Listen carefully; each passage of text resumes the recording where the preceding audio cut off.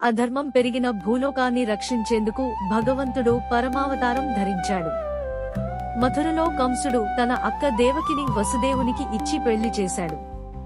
కాని ఆకాశవాణి దేవకికి పుట్టే 8వ బిడ్డ నిన్ను సంహరిస్తాడు అని చెప్పడంతో కంసుడు భయంతో వారిని జైలులో పెట్టి జన్మించే ప్రతి బిడ్డను చంపాడు. అర్ధరాత్రి వేళ శ్రీకృష్ణుడు జన్మించాడు. ఆ సమయానికి మాయా వల్ల జైలు తలుపులు తానే తెరుచుకున్నాయి.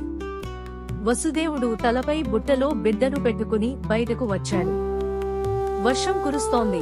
యమునా నదీ ప్రవాహం ఉప్పొంగిపోతోంది. శేషనాగుడు తన ఫణాలతో ఛత్రంలా కప్పి రక్షించాడు. యమునాదేవి వసుదేవుని పాదాల్ని తాకి తలదించుకుంది. వసుదేవుడు గోకులానికి చేరి యశోదమ్మ పాపతో బిడ్డను మార్చి జైలుకు తిరిగి వచ్చాడు. గోకులంలో నందలాలగా పెరిగిన కృష్ణుడు చిలిపితనంతో ముద్దుగా నవ్వులతో మురిపించాడు. మట్టి కుండలు విరగగొట్టి వెన్న దొంగిలించేవాడు. గోపికలను ఆటలాడిస్తూ అమ్మా నీ వెన్న కింద మావే దాచాం అంటూ చిరునవ్వుతో దొంగతనాన్ని దాచేవాడు. అతను ఆవులతో, కోతులతో, స్నేహితులతో అడవుల్లో తిరుగుతూ పశువులను మేపేవాడు.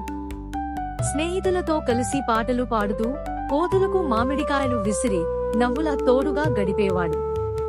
కొన్నిసార్లు ఆవులను ముద్దు పెడుతూ నీవే నా తోబుట్టువే అని పలికేవాడు. అటువంటి మురిపమైన ఆటలే అతని జీవితం.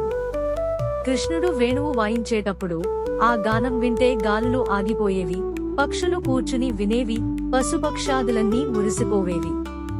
స్నేహితులు కృష్ణ ఇంకో పాట పాడు అంటూ వేడుకోవడం సాధారణమే. అతని గిగిలిన నవ్వు, పాటలు, కలయికలతో గోకులం అంతా పరవశించేది. కృష్ణుడి బాల్యంలోనే రాక్షసులపై పోరాటాలు ప్రారంభమయ్యాయి. పూతన అనే రాక్షసి విషపూరిత పాలతో వచ్చి చంపబోయింది. కాని శిశువైన కృష్ణుడు ఆమె ప్రాణం తీయడంతో ఆమెకు మోక్షం లభించింది. శకటాసురుడు వచ్చి రథాన్ని రూపమెత్తాడు. చిన్న కృష్ణుడు తన కాళ్లతో ఒక్కతన్నుతో ఆ రథాన్ని విరగొట్టాడు. త్రినావటుడు గాలిలా వచ్చి కృష్ణుడిని ఆకాశంలోకి ఎత్తుకుపోయాడు.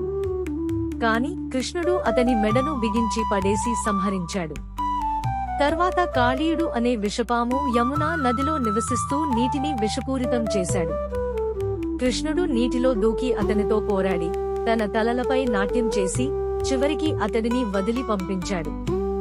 తర్వాత కృష్ణుడు ఇంద్రుని అహంకారాన్ని పటపటలాడించాడు. గోకులవాసులు ఇంద్రుడిని పూజించేందుకు సిద్ధమైనప్పుడు కృష్ణుడు వారిని ఆపి మనం గోవర్ధనగిరిని పూజిద్దాం అన్నాడు. కోపించిన ఇంద్రుడు వర్షాలను ముంచాడు. అప్పుడు కృష్ణుడు తన చిన్నవేలు చేత గోవర్ధనగిరిని ఎత్తాడు. 7 రోజులు ఆ పర్వతాన్ని ఒంటరిగా తట్టి అందరినీ కాపాడాడు.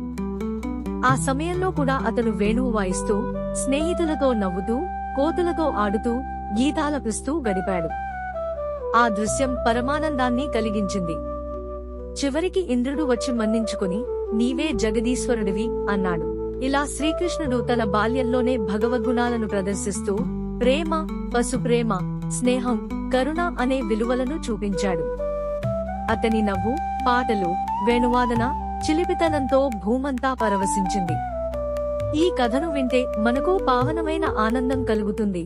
ఎందుకంటే ఇది దేవుని బాలరూప సాక్షాత్కారమే. Please like, share and comment and subscribe our channel for more videos.